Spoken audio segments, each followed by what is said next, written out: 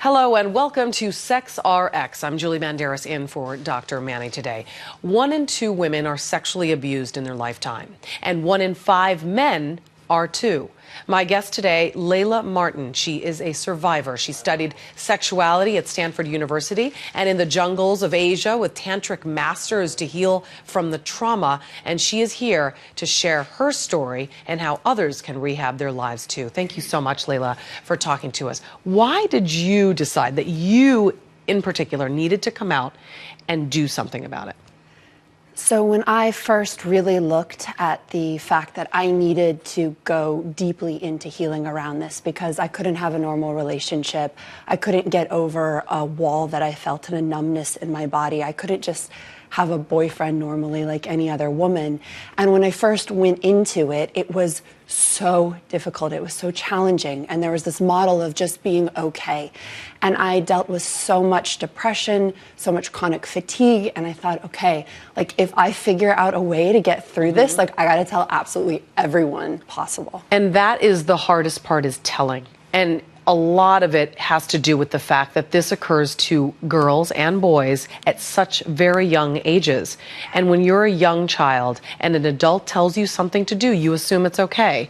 And when you realize it's not okay, if it doesn't feel okay, you stay quiet because you're a child and you're supposed to obey your adults. How young were you?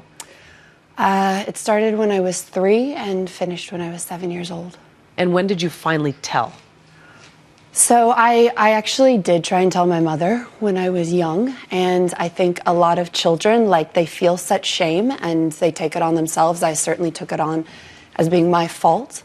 And then it wasn't until I was about 23 when I started actually speaking about it and sharing about it. And it's still so challenging because you feel like then that's how everyone thinks of you after that. You know, it's hard to then move on into the It's like retraining yourself. You train yourself to stay quiet. So then when you finally do come out and speak at age 23, there's still so much more training to do. And that's what your message is all about. Talk to me about your journey of sexual healing and what that was like. Yeah, so I did traditional therapy first. I went and saw a sex therapist, and I eventually realized like talking about it wasn't quite enough. I needed to take stock, but it was really sitting in my body. It was tension, it was pain, it was numbness. So I went out to Asia to actually learn the deep healing practices of Tantra, and I spent about 7 years working on releasing the trauma and the pain. Let's talk about some of the other therapies that can actually help people who are suffering from sexual trauma, beginning with tantric bioenergetic healing practice. What is that? That's a way to actually use the breath to take down some of the conditioning and the disconnection from the pain itself. So it allowed me to actually feel the amount of pain I was really in, and then to be able to gently release it through sounding, through movement, so that my body felt more free So for again. Example, if you could show me, what kind of breathing are you talking about? So it's a deep connected breath in and out of the lower belly. So like that. Okay. And that is supposed to be able to just sort of bring you to a more peaceful state of mind in order to cope. And this isn't just for sex abuse victims. I mean, this is really for anybody who suffers from anxiety, from depression, from PTSD. Let's talk about EMDR. What is that?